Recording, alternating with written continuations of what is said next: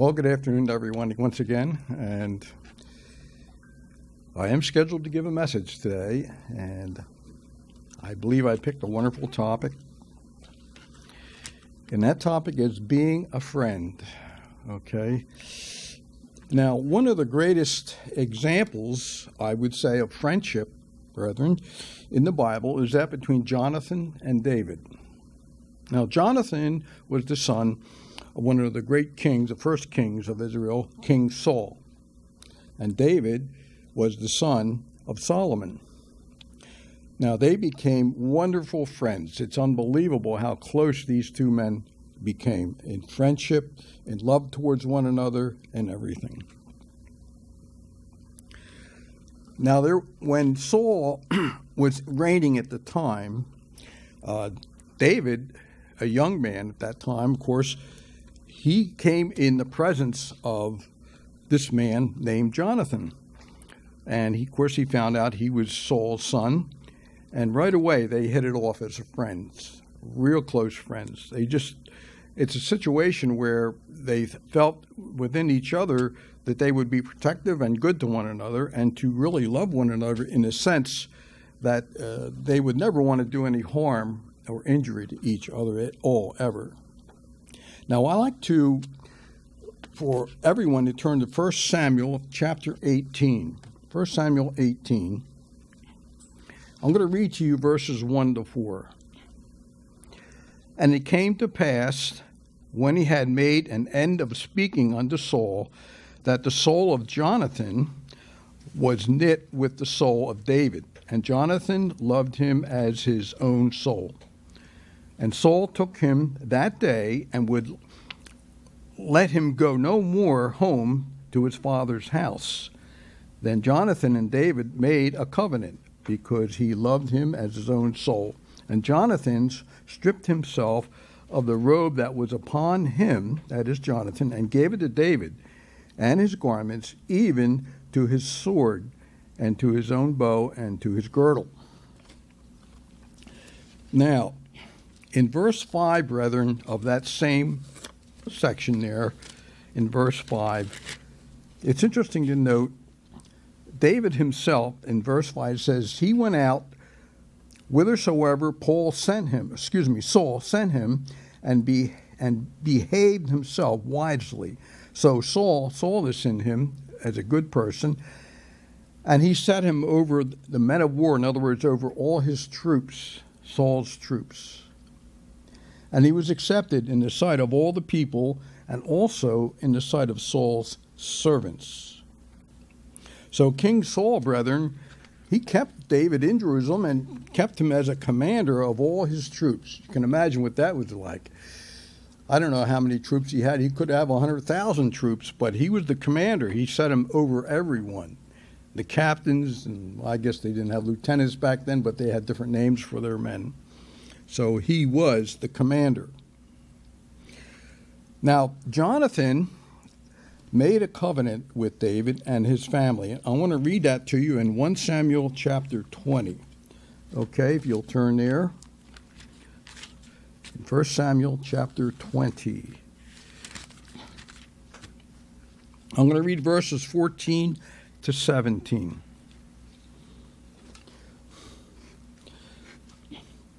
And thou shalt not only, while yet I live, show me the kindness of the Lord, that I die not, but also that thou shalt not cut off thy kindness from my house forever. No, not when the Lord hath cut off the enemies of David, every one from the face of the earth. So Jonathan made a covenant with the house of David, saying, let the Lord even require it at the hand of David's enemies. And Jonathan caused David to swear again, because he loved him, for he loved him as he loved his own soul.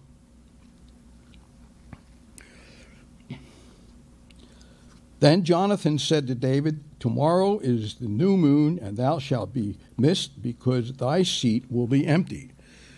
Now, it's interesting to note at this point that Jonathan had so much confidence in David himself, okay? He had all this confidence in him, in David, his friend, that it meant more to him for David to swear by his own love, believe it or not, for him, than it did to swear against himself or his descendants or family. And here's what Jonathan said to David at that time. Let's go to 1 Samuel chapter 20, again in verse 42. I will read that to you. And Jonathan said to David, "Go in peace, for as much as we have sworn both of us in the name of the Lord, saying, the Lord be between me and thee, and between my seed and thy seed forever." And he arose and departed, and Jonathan went into the city, that is Jerusalem. Now, brethren, this was truly, when you look at it and read it and study it, this was truly a sworn friendship. It was sworn. I mean, nothing could break their friendship apart. They were good friends, the best of friends, for their entire lifetime. And they had a lasting friendship. Now, when you consider today, what we have today, brethren, we have a very fragmented and atomized society that we live in.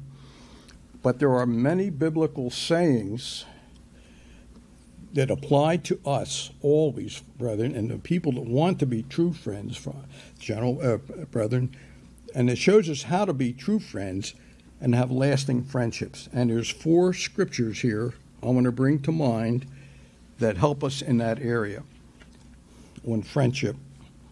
Let's look at 1 Thessalonians 5:11, where it does state, "Wherefore comfort yourselves together and edify one another, even as also you do." That's 1 Thessalonians 5:11. That's the first one I want to bring to mind, to edify each other always. The second one is in Proverbs 27, verse 9, where it is stated here, "Ointment and perfume rejoice the heart, but so does the sweetness of a man's friend by hearty counsel." To give hearty counsel, brethren, to a real friend's counsel, to help that person always, and to bring them around if they're having problems, hearty counsel, and to be a real good friend to that person. Number 3 is Proverbs 18:24.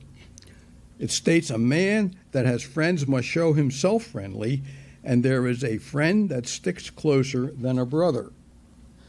Imagine that, sticks closer than a brother, a true friend. And the fourth one I want to mention here is Romans 12, verse 10.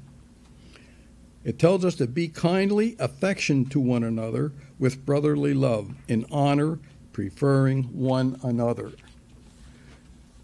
True friendship, brethren, is really something that's it's a wonderful thing to be a true friend to someone and have that person reciprocate by being a true friend towards you. So it's a wonderful thing to have good friends in the church, even outside. You may have friends in your neighborhood that are really nice to you and good to you and will come to your aid. And you, of course, would be a good friend to them and helping them. But in closing, brethren, I want to say this. Our Savior, Jesus of Nazareth, our Redeemer, He is an unconditional friend to all of us. Unconditional to every one of us. I want to read to you in the book of John, if you'll turn there for a moment, chapter 15. I want to read to you verses 12 to 15 to show you what a wonderful friend He is to us. And we should be friends to Him. And here's what He tells us to do to be His friend. John chapter 15, verses 12 to 15. He tells us here, "This is my commandment, that you love one another as I have loved you. Greater love hath no man than this, that a man lay down his life for his friends. Ye are my friends, if you do whatsoever I command you. Henceforth I call you not servants, for the servant doesn't know what his master will do. However, I have called you friends, for all things that I have heard of my Father I have made known to you.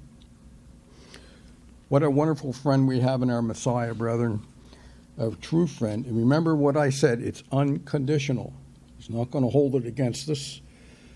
Things we did in the past, he's forgiven us of that, and he is an unconditional friend for all of us. And I will say here in closing, the greatest friend we will ever have is our Messiah, because he laid down his life for us. He gave his life. And that's, you call that the most wonderful friend, and it is. And the thing that I love about him is that he's going to return and establish his kingdom age rule. Now you think about what kind of friendship that is. He's coming back to restore his way of life on this earth. And all human beings on this earth are going to obey him, and they're going to know the reasons why, and they're going to want to obey him because he is our true friend.